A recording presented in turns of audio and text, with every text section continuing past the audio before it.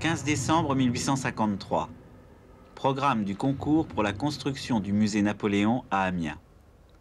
Le musée se composera de 4 divisions principales: la peinture, la sculpture, les antiquités et l'histoire naturelle. Des galeries seront affectées aux tableaux anciens et modernes, au dessin, à la sculpture et à la gravure. Ces diverses galeries seront éclairées de manière à faire valoir les objets qui y seront renfermés. Un grand escalier d'un beau style communiquera avec le premier étage. La façade principale sera élevée dans un beau caractère monumental du côté de la rue des Rabbuissons.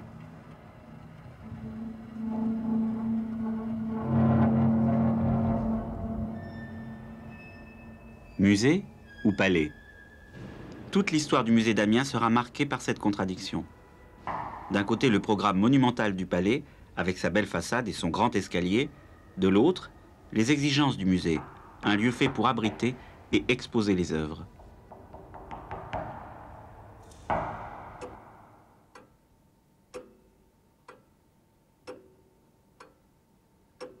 Le commanditaire du musée d'Amiens, c'est la Société des antiquaires de Picardie, société savante d'archéologues amateurs. Y figurent un prêtre, un avocat général, un médecin, des aristocrates.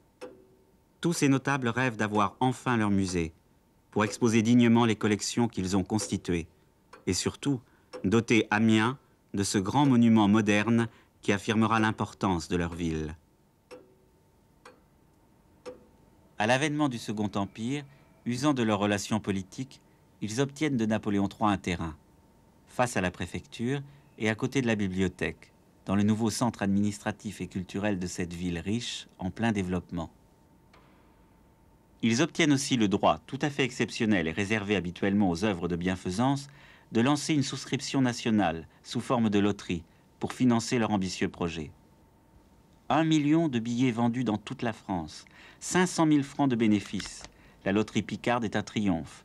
Personne ne se doute qu'il en faudra 3 autres encore pour achever la construction du bâtiment 40 ans plus tard.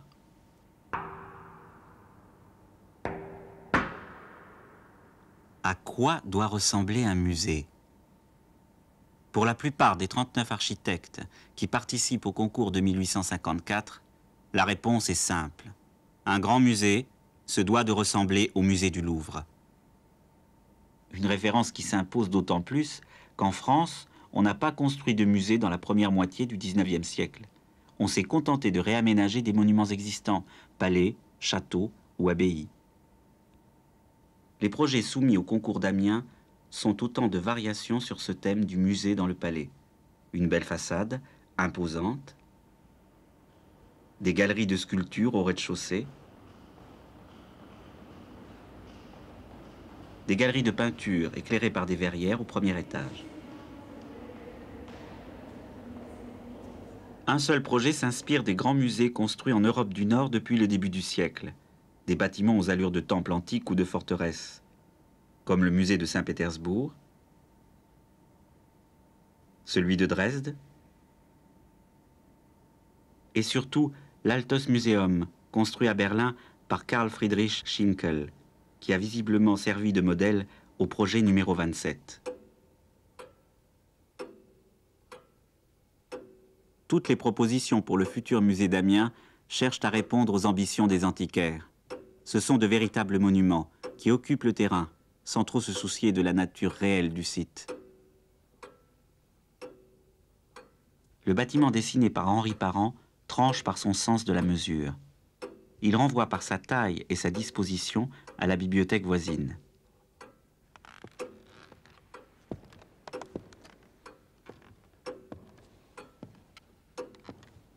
Henri Parent remporte le concours, mais les commanditaires lui demandent de corriger son plan, en reprenant les principales propositions des 3 autres projets primés. Le musée d'Amiens est d'emblée une œuvre de synthèse.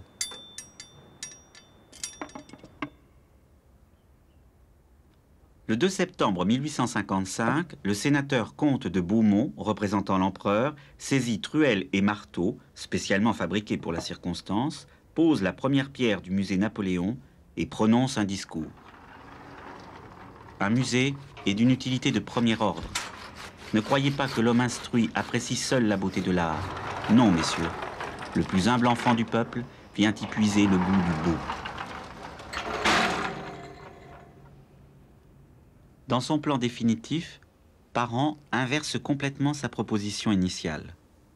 La façade n'est plus en fond de parcelle.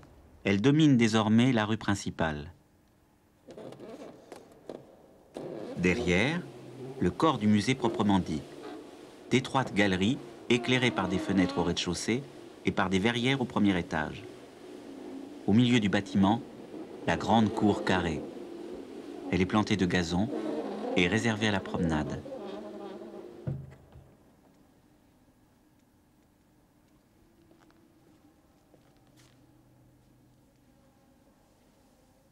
Vue de devant, l'image est bien celle d'un petit Louvre. Un palais dont l'allure majestueuse nécessite un peu de recul pour être pleinement apprécié.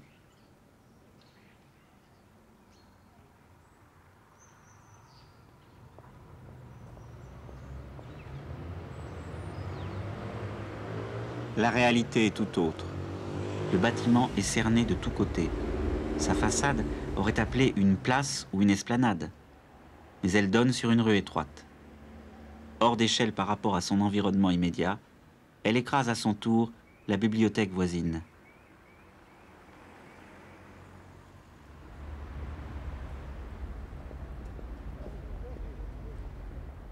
La façade principale dévore le bâtiment. Et ce n'est pas seulement une image. En 1859, alors que seules les couvertures et les murs extérieurs sont en place, le chantier doit s'arrêter. On a vu trop grand. Il n'y a plus d'argent. Il faudra une nouvelle loterie et surtout un nouvel architecte pour achever le bâtiment.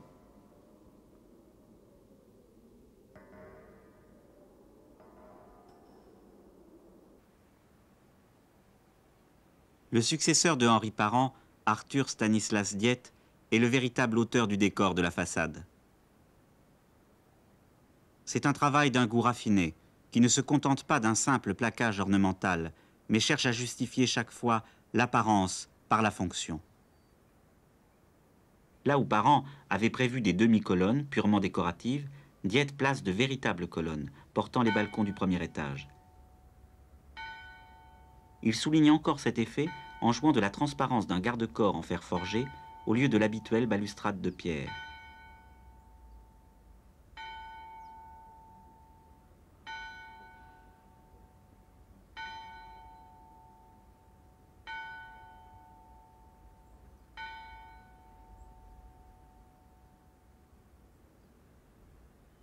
Au centre de la composition, de grandes statues de Lequesne encadrent une inscription qui place le musée sous le patronage de Napoléon III.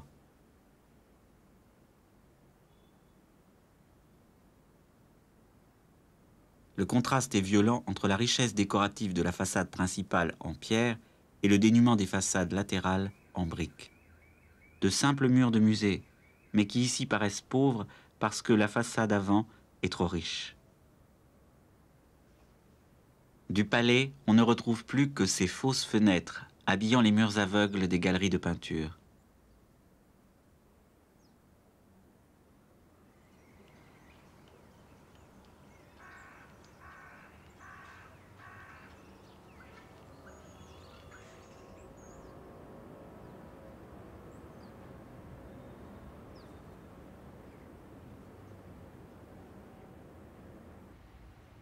Le même contraste s'affirme dans la disposition intérieure. Les espaces d'apparat sont tous réunis sur le devant du bâtiment. Les salons d'honneur au premier étage, au rez-de-chaussée à gauche, les locaux que s'est réservé la Société des antiquaires, et à droite, une chapelle. Une fausse chapelle. Un vrai décor pour la première salle du musée. Nous croyons, écrit l'abbé Corblé dans son guide du visiteur étranger, qu'on approuvera cette idée d'avoir consacré un lieu spécial, richement décoré, pour abriter tous les objets qui ont servi au culte, et qui ne seront point, comme dans les autres musées, confondus avec les antiquités plus ou moins profanes.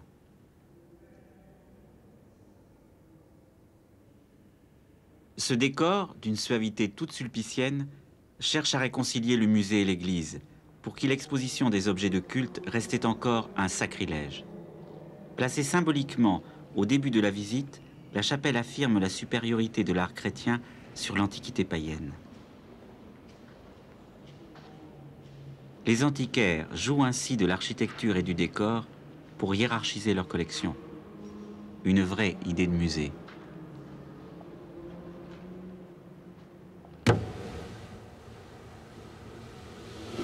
Après ce coup d'éclat, le traitement des galeries latérales du rez-de-chaussée semble conventionnel. L'architecture se fait modeste, le décor plus discret, laissant les œuvres parler pour elles-mêmes.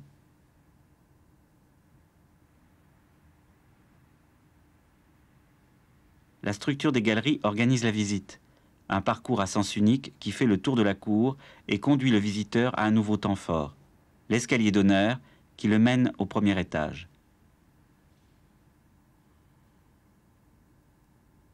Ce grand escalier d'un beau style, sans lequel il n'est pas de palais digne de ce nom, avait été exigé dès l'origine par les antiquaires de Picardie.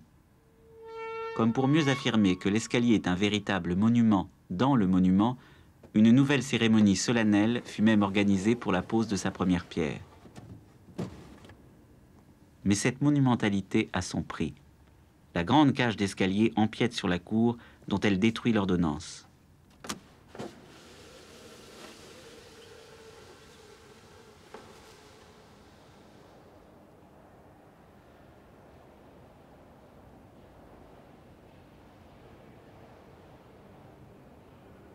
L'escalier permet à Diette de montrer tout son savoir-faire. Il se livre ici à un jeu savant entre droites et courbes, entre la rigueur géométrique du cube de la cage d'escalier, souligné par le dessin du dallage, et le mouvement fluide des volets de marche.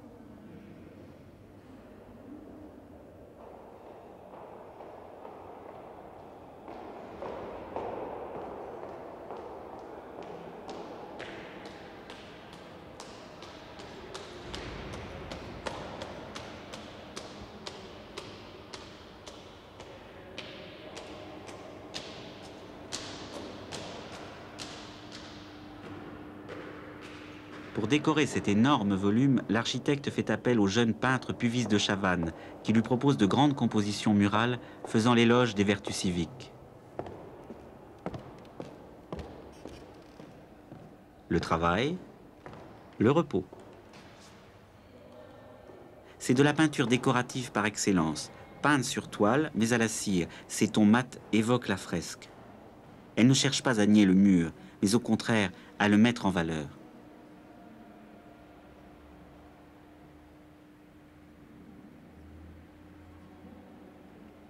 La collaboration entre Diette et Puvis de Chavannes se poursuit dans les grandes salles d'apparat du premier étage, des espaces prévus à l'origine pour n'être que des lieux de fête ou de réception.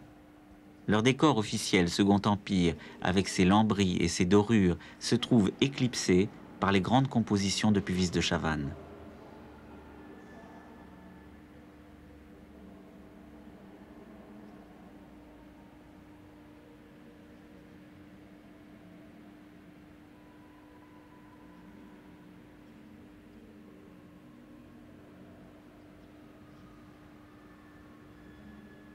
La peinture s'impose dans les espaces de représentation, un des signes que le musée gagne du terrain dans ses propres murs.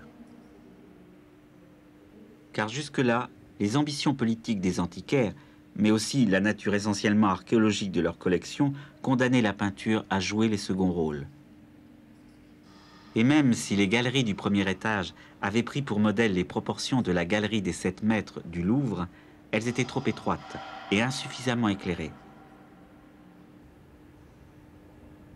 Pour devenir ce Louvre Picard dont parlaient officiels et fondateurs, le musée Napoléon devait faire encore un effort.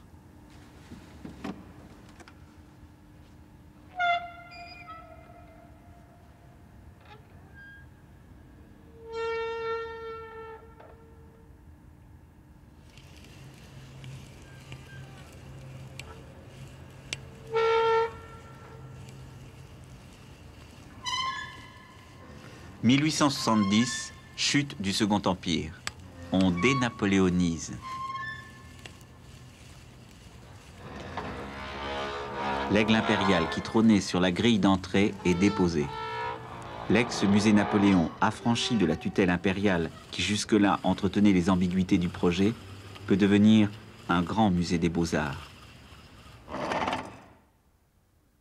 Signe de ces temps nouveaux, sur la façade, Michel-Ange remplace l'impératrice et Raphaël l'empereur.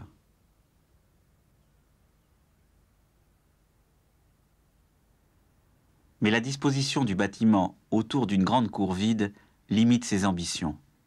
Pour un grand musée, il manque cruellement de surface d'exposition.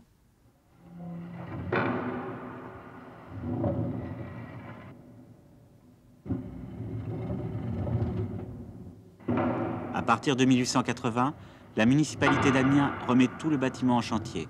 C'est un corrigé grandeur nature de ce qu'on avait construit 20 ans plus tôt.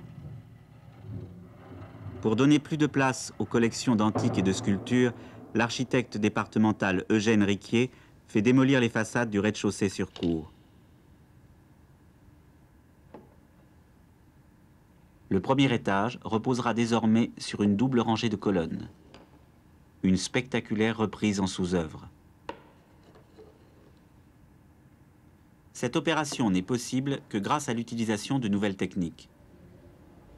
Les traditionnelles colonnes de pierre ne pourraient pas supporter une pareille charge. Ici, l'habillage à l'antique cache des colonnes de fonte.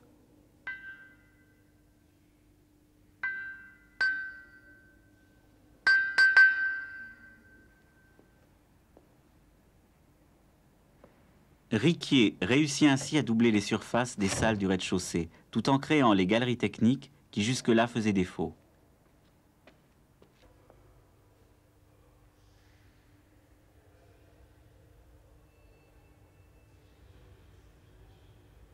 Les nouvelles salles ont 15,10 mètres de profondeur. Ce n'est pas un hasard. Il n'y a plus de fenêtres sur cour. L'éclairage vient donc uniquement des fenêtres de la façade sur rue. Et l'architecte s'est livré à de nombreuses expériences qui lui ont démontré qu'au-delà de 15 mètres, le fond des salles ne recevrait plus suffisamment de lumière.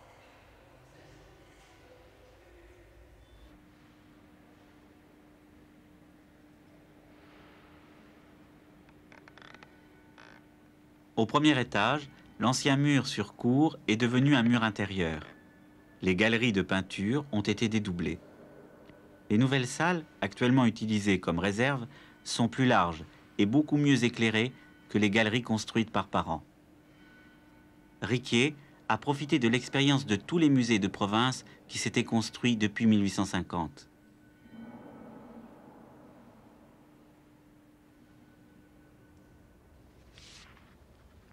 La façade arrière du bâtiment fera elle aussi les frais de cette recherche effrénée de nouveaux espaces. Au premier étage se trouvaient encore des salons de réception, les salons de l'impératrice. Un pareil luxe n'est plus de mise. Les fenêtres de ces salons seront murées, permettant de gagner encore des mètres carrés supplémentaires pour l'accrochage des tableaux.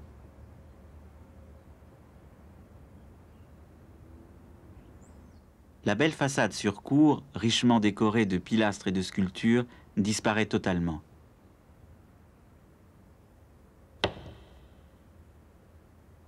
Il n'en reste aujourd'hui que le fronton sculpté par Le Quesne, déposé dans le jardin du musée.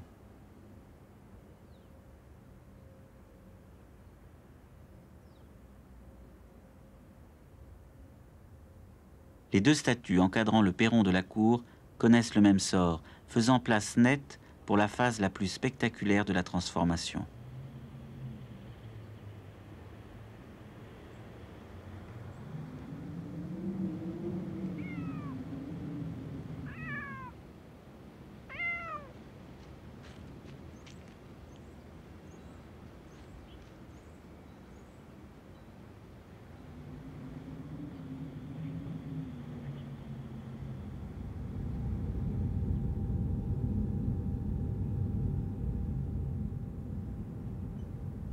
L'idée maîtresse du grand chantier était de créer au cœur du musée, à la place de la cour, un immense espace d'exposition de peinture. Les premiers projets prévoyaient même de couvrir la cour dans sa totalité, pour en faire une seule salle. Mais cela coûtait trop cher, sans augmenter suffisamment les surfaces d'exposition. En dédoublant les galeries latérales Et en créant la grande salle sur le reste de l'ancienne cour, Riquier a trouvé une solution répondant à la fois aux besoins réels du musée et à ses nouvelles ambitions.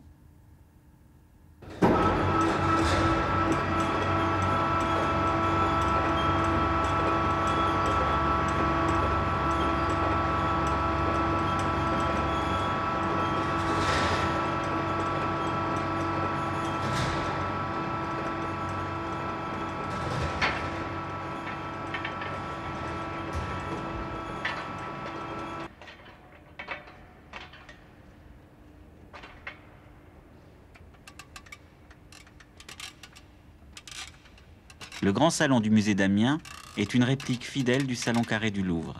Avec ses 359 mètres carrés, il n'a que 25 mètres carrés de moins pour la même hauteur sous plafond. Cela en fait à l'époque une des plus vastes salles de peinture d'Europe.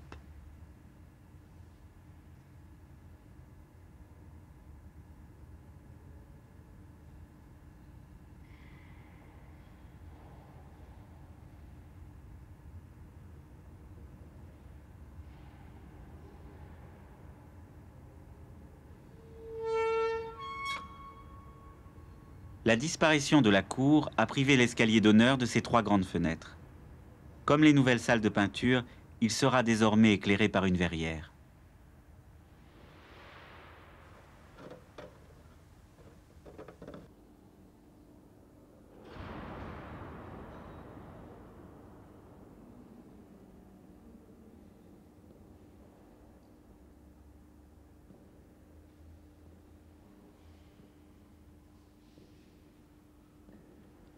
Prenant possession de l'espace libéré par les fenêtres disparues, Puvis de Chavannes finit le travail commencé 25 ans plus tôt avec une dernière composition, Pro Patria Ludus, Jeu pour la patrie.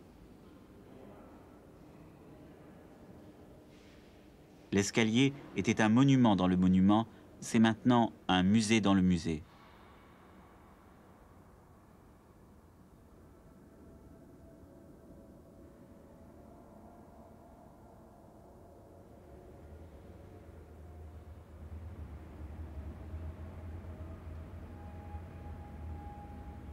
Occupant le cœur vide du palais, le musée a fini par triompher du monument.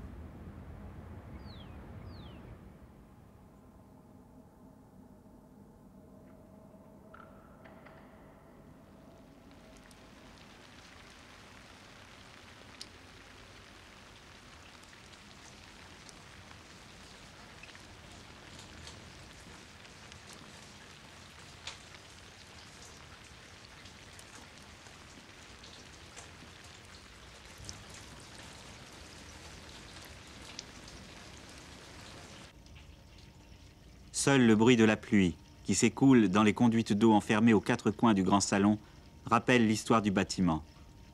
Pendant 40 ans, ce musée aura cherché sa forme et son programme avant d'aboutir à l'équilibre. Œuvre de plusieurs générations d'architectes, il est aujourd'hui exemplaire de l'art du 19e siècle.